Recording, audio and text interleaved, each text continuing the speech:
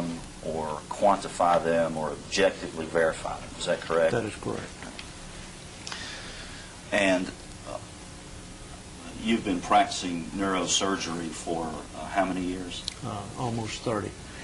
And is it fair to say that you've seen patients with the same or similar objective findings as Mr. Crawford, the stenosis and the bulging disc? Or is it fair to, let me strike that and rephrase, is it fair to say that there are folks out there in the general population with objective findings that are the same or similar to those Mr. Crawford has that don't have any complaints of pain? That's correct.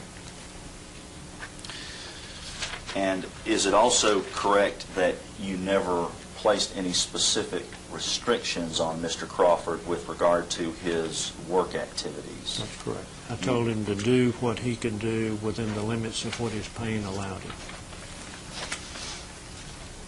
And as far as these medications, the Ambien, the Darvocet, and the Celebrex, would it be fair to say that he will need less of those in the future than he needed in the past?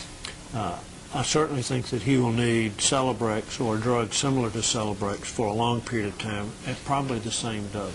It would be my hope that as time goes on he would require less narcotic, which would be the Darvocet and the Ambien.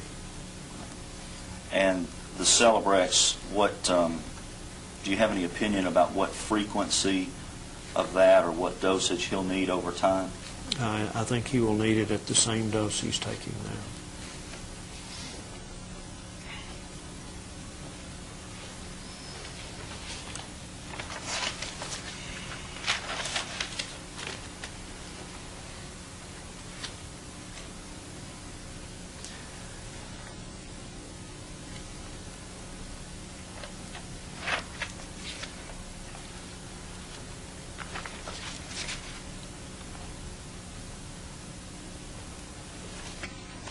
I believe that's all I have. Thank you.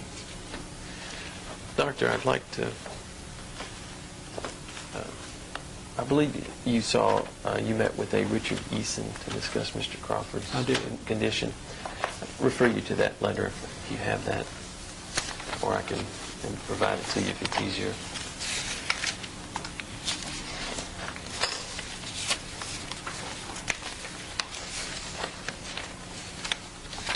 You got a copy of that? Yes, thank you. Okay. Does this letter accurately reflect some, if not all, of your opinions as it relates to Mr. Crawford and his condition and his need for future care as well as his impairment rating? Yes. Okay. I'd like to go ahead and make that the next exhibit. Doctor, I don't think I have any other questions. Thank you. Dr. Howell, that letter is dated November the 18th, 2003, and that followed a meeting with a Richard Eason attorney who represented Mr. Crawford. Is that correct? That's correct. And before that meeting with Mr. Eason, you had authored your office note of September the 22nd, 2003. Is that correct? Yes. And you've already testified about that. And if I can paraphrase, that says essentially that Mr. Crawford has recovered from his post-concussive syndrome and his neck problems. Is that correct? That's correct. And that he still has back problems and would be entitled to a 5% impairment. Is that correct? That's correct. And that was your opinion on 9/22/03 based on all of your treatment and dealings with this patient. Is that correct? That's correct. And that was before you met with Mr. Eason. Is that correct? That's correct. And that'll be part of an exhibit that's already been made to this deposition. That's all the questions I have. Thank you, Doctor. No questions. None?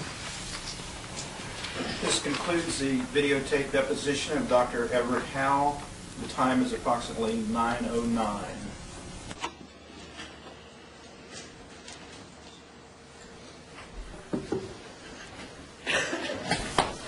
Freeman, you ready for this? First, suppose, do you have any exhibits you'd like to introduce? I would, sure. Out of that deposition. What I'd like to do is just, you can mark the deposition itself as it for identification, and then the attachments are the actual exhibits. Ladies and gentlemen, when I receive an exhibit for identification purposes only, that simply means it's for my record keeping. I can keep up with the file. Other exhibits, though, that are numbered will come in, will be available for your review during the course of your deliberations. They're all available to you. Sometimes we'll give you exhibits during the course of the trial. Sometimes we don't. It doesn't make them any more or less important. Just sometimes that's happened. Sometimes it doesn't. The deposition itself then will be received as Exhibit A for identification purposes only. Your Honor, may I publish to the jury the November 18th, 2003 letter?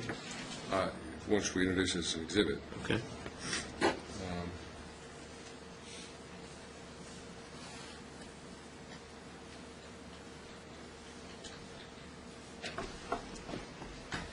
Now, do you wish to introduce any of the exhibits themselves? There may be maybe some things that need to be dealt with that are within those exhibits, but I would like to do that at a later time. So I don't necessarily want to pass those exhibits to the jury right now. All right. But I would like to, if I may. You want to introduce that as an exhibit? Well, I think it's in the exhibits I just passed to you. I just wanted to publish it to the jury. Unless it's received as a trial exhibit, I'm not going to publish it. So, Mr. Gilmore, if you have any objection, we'll make that number 1 if you want to mark that as Exhibit 1. I don't. Just for clarification, it is in the... I understand. Okay. But I have not yet received any of those as exhibits for trial yet. I've marked your deposition for identification purposes only. Okay. If we need to review any of these later on, that's fine. I'll let you all readdress that, and we'll introduce them at a later time. But if you want to take a portion of that, of one of those exhibits and introduce it as a separate exhibit, you may do so. Okay. Did you have any issue with it? No. Okay. Without objection, they'll be marked as Exhibit number 1. Set up, please. No, that's fine. And, Your Honor, rather than reading it, I'll just, if I can, just have that published.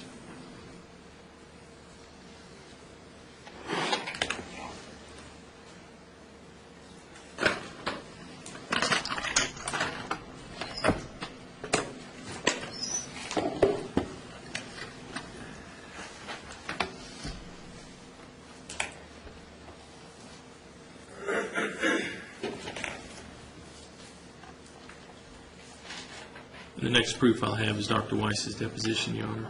Okay. Is that a video deposition as well? It is. Okay.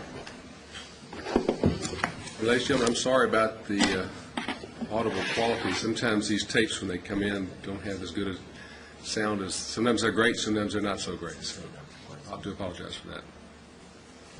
Okay. Thank you.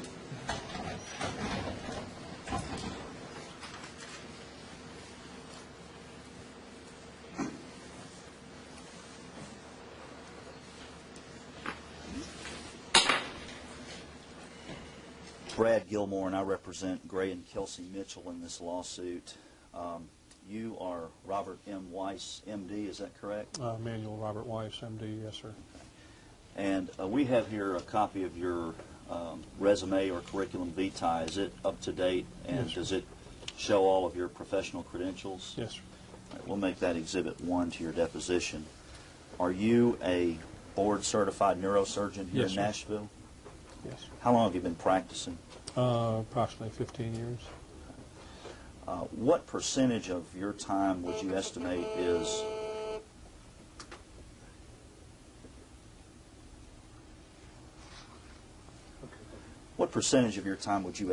is involved with patient care versus reviewing cases like I've asked you to do in this case?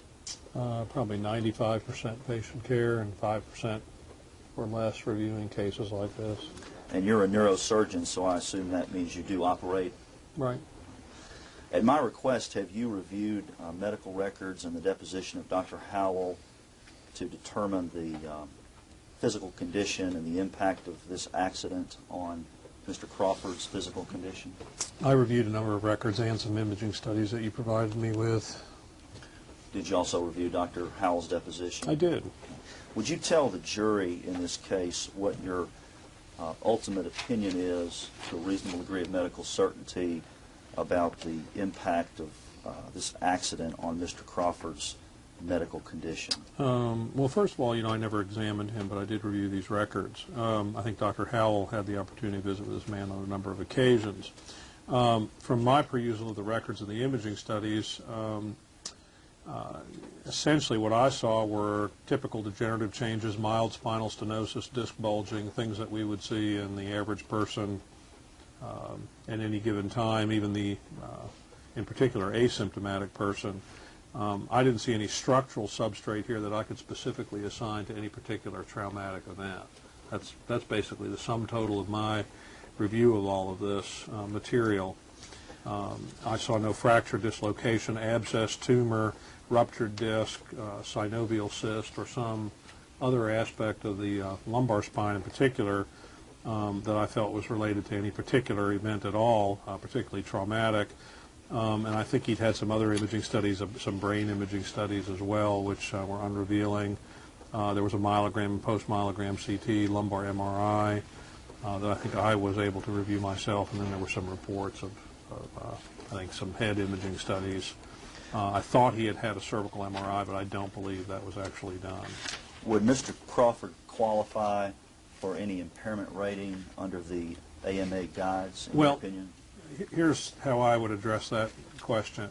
From my perspective, typically with patients such as these, I do not assign impairment unless I'm able to document some structural substrate that I think is related to the trauma or the injury or the particular event or ictus.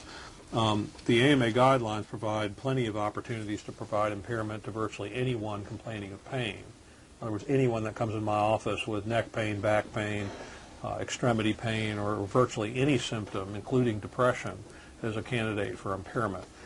As I peruse the AMA most recently published edition of the guidelines, unless I can find some structural substrate that I can specifically assign to the traumatic event involved, I typically do not assign impairment. In other words, if this patient never complained of back pain before, which I presume was the case, then began having back pain, and I noticed a ruptured disc or a fractured dislocation, then there would be absolutely no problem in terms of assigning impairment.